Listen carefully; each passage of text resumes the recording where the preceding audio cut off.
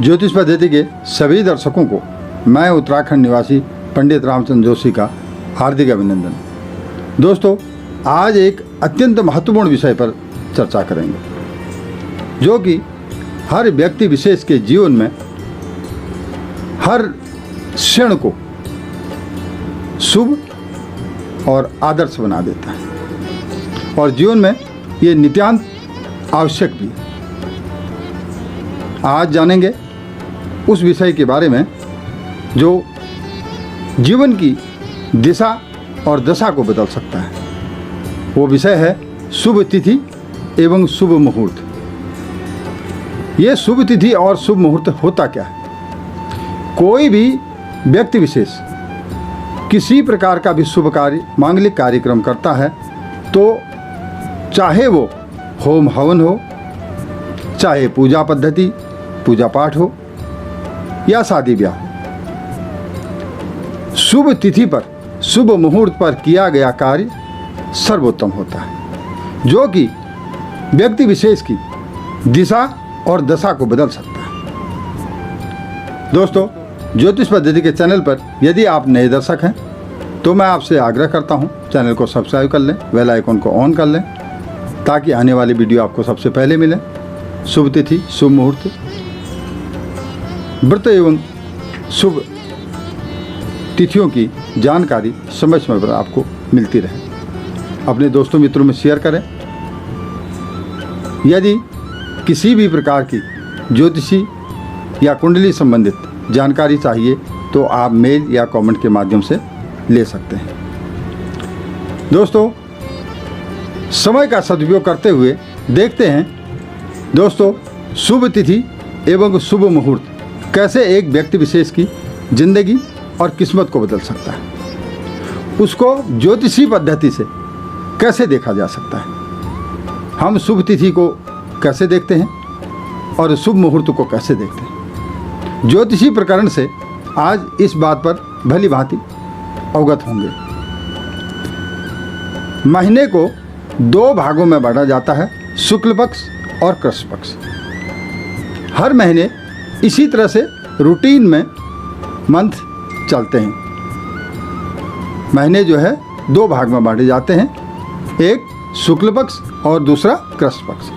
शुक्ल पक्ष उसे कहते हैं जब चंद्रमा उपस्थित रहते हैं, और जब चंद्रमा अनुपस्थित रहते हैं, काली रात्रियां चलती हैं, तो वो कृष्ण पक्ष कहे जाते हैं। तो दोनों में एक सामान्य तरीके से तिथियों को कैसे लिया जाता है, उनकी तिथियों को अलग अलग नहीं लेकर पूरे के पूरे, क्योंकि प्रतिपदा, द्वितीय, तृतीय, चतुर्थ और पंचमी इसी तरह से शुक्ल पक्ष में भी होता है और इसी तरह से कृष्ण पक्ष में भी होता है। दोनों में ही, दोनों पक्षों में एक ही तरह से तिथियां चलती हैं। प्रतिपदा से लेकर पूर्णिमासी और प्रतिपदा से लेकर अमावस तक। अमावस तक चलने वाला तिथियों का दिन और बार कृष्ण पक्ष में गिनती होंगे और प्रतिपदा से पूर्णिमा तक चलने वाले तिथि दिन बारों की गणना शुक्ल पक्ष में होंगे। अब हम ज्योतिषी प्रकरण से इनको किस तरह से डिवाइड किया जाता है, शुक्ल पक्ष हो या कृष्ण पक्ष, उनकी तिथियों को, शुभ तिथियों को कैसे गिनती करते हैं। जब शुभ कार्य करना होता है तो सबसे पहले तिथि देखी जाती है कि आज तिथि क्या है या उस दिन तिथि क्या है जब हम शुभ कार्य करने की दिन निकाल रहे हैं। इसको हम 5 भागों में, ज्योतिषी प्रकरण से 5 भागों में बांटे गए हैं और हम इसी तरह से देखते हैं। चाहे वो शुक्ल पक्ष की हो, फिर मैं आपको दोहरा देता हूँ, शुक्ल पक्ष की हो, कृष्ण पक्ष की हो, दोनों की तिथियाँ 5 भागों में बांटी गई हैं। सर्वप्रथम नंदा तिथि, द्वितीय भद्रा तिथि, तृतीय जया तिथि, चतुर्थ रिक्ता तिथि और पंचमी 5वां पूर्ण तिथि। नंदा, भद्रा, जया, रिक्ता और पूर्णा, ये 5 तिथियां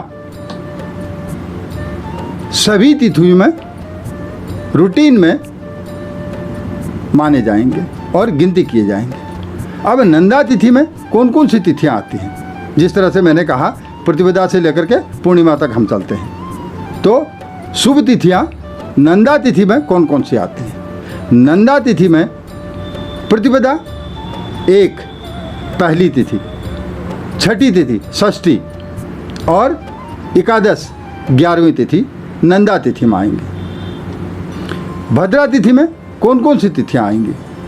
भद्रा में 2 नंबर की द्वितीय, 7 नंबर की और सप्तमी, द्वादश 12 नंबर की। ये 3 तिथियां भद्रा तिथि में आएंगी।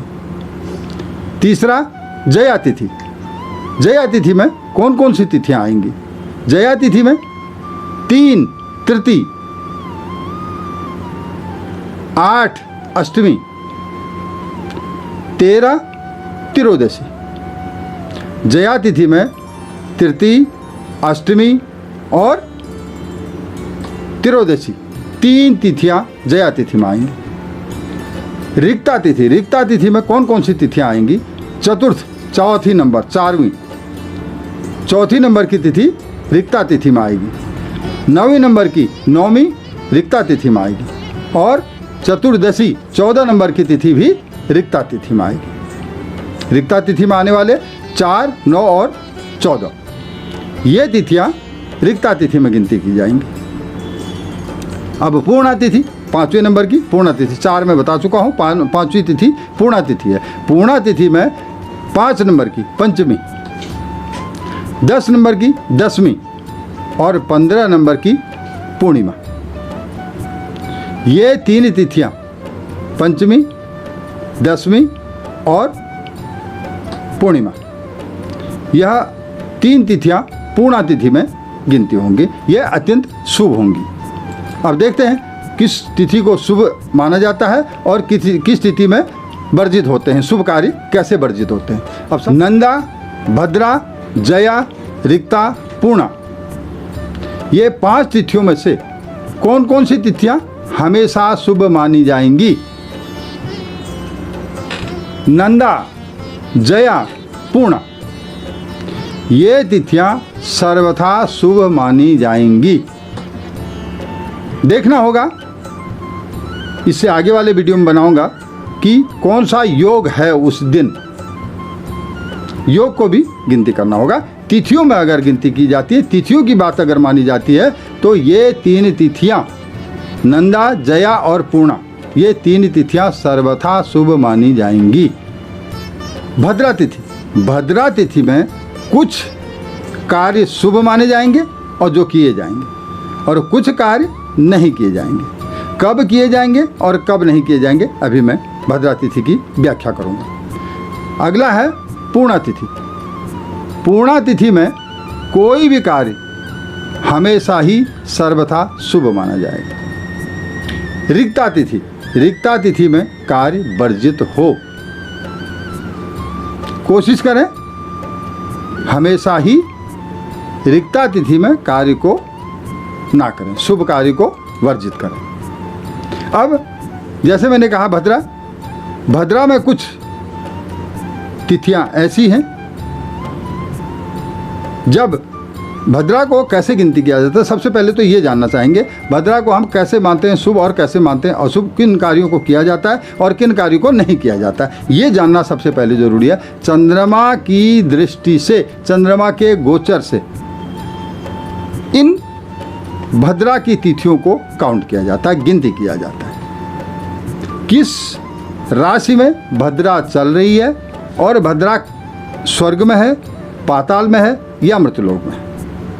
3 प्रकार से भद्रा को बांटा गया है, विभाजित किया गया है। इनमें से कौन सी भद्रा में हम शुभ कार्य कर सकते हैं और किस में नहीं कर सकते हैं। यदि भद्रा में कोई कार्य कर रहे हैं तो ये जानकारी होना अत्यंत आवश्यक है। यह भी जरूर देख लें कि भद्रा तिथि में हम ये कार्य कर सकते हैं या नहीं कर सकते। इसके लिए एक सामान्य तरीके से एक ब्रह्मा वैवर्त में एक पुराण में ये स्पष्ट कर रखा है ब्रह्मावैवर्त पुराण के अनुसार एक स्पष्ट संज्ञा दी गई है, स्वर्गे भद्रा शुभकरणी, स्वर्गे भद्रा शुभकरणी, पाताले भद्रा धनागमा, मृत्युलोके भद्रा विनाशिनी। कहने का तात्पर्य यह है, स्वर्ग में यदि भद्रा है, जिस दिन कर रहे हैं शुभ तिथि पर या जिस राशि पर कर रहे हैं, वह राशि भी शुभ तिथि के साथ देखना अत्यंत आवश्यक है। क्यों? क्योंकि स्वर्गे भद्रा, यदि स्वर्ग में भद्रा है तो शुभकरणी है वो। और यदि धन के माध्यम से, धन के लिए, धन कमाने के लिए कोई भी कार्य कर रहे हैं तो पाताले भद्रा धनागमा, उस तिथि पर भद्रा है तो भी धन के वास्ते आप कर सकते हैं। ये देखना अत्यंत आवश्यक है। मृत्युलोक है भद्रा विनाशिनी, मृत्युलोक में भद्रा है, उस राशि पर भद्रा चल रही है तो बिल्कुल भी उस तिथि पर कार्य ना करें। उस दिन कोई भी कार्य बिल्कुल वर्जित है, उस दिन कोई भी कार्य ना करें। राशियों और नक्षत्रों का विचार, मैं इस बात को स्पष्ट कर देता हूँ कि हम भद्रा को कैसे देख रहे हैं, भद्रा को किस तरह से देख रहे हैं। राशियों और नक्षत्रों का विचार चंद्रमा के गोचर से किया जाएगा। राशियों का विचार चंद्रमा के ही गोचर से किया जाएगा। जैसे मैंने स्वर्गीय भद्रा कहा, तो स्वर्गीय भद्रा का अगर हम स्पष्ट करेंगे तो चंद्रमा का गोचर कहाँ भ्रमण कर रहा है, किस राशि पर भ्रमण कर रहा है। इस समय चंद्रमा का भ्रमण मेष राशि पर यदि कर रहा है, वृषभ राशि पर यदि कर रहा है, मिथुन राशि पर यदि कर रहा है, वृश्चिक राशि पर यदि कर रहा है, इन 4 राशियों पर, मेष, वृषभ, मिथुन, वृश्चिक, ये 4 राशियां स्वर्गीय भद्रा में मानी जाएंगी। 4 राशियों में यदि चंद्रमा भ्रमण कर रहे हैं तो ये स्वर्गीय भद्रा कहलाएगी। पाताले भद्रा, पाताले भद्रा किसको कहेंगे? कन्या, तुला, धनु, मकर, यदि चंद्रमा का भ्रमण कन्या, तुला, धनु और मकर राशि में चल रहा है तो ये पाताले भद्रा माना जाएगा। इसका कार्य अलग से होंगे। इसके बाद मृत्युलोक है भद्रा, मृत्युलोक में भद्रा, मृत्युलोक में किन किन राशियों पर हमेशा ही शुभ कार्य वर्जित करें, वो है कर्क, सिंह, कुंभ और मीन। इन 4 राशियों में यदि चंद्रमा का गोचर चल रहा है, भ्रमण चल रहा है, तो मृत्युलोके भद्रा मानी जाएगी और सारे शुभ कार्य वर्जित होंगे। इनमें शुभ कार्य करना अत्यंत वर्जित है। बिल्कुल ही आप इनमें, जब भद्रा इन राशियों में रहे तो बिल्कुल भी ना करें। ये शुभ राशि, शुभ तिथि, शुभ मुहूर्त की विवेचना की गई। दोस्तों, वीडियो लंबा हो जाता है, मैं अपनी वाणी को यहीं विराम देता हूँ। मिलते हैं ज्योतिष पद्धति की अगली श्रृंखला में। नमस्कार।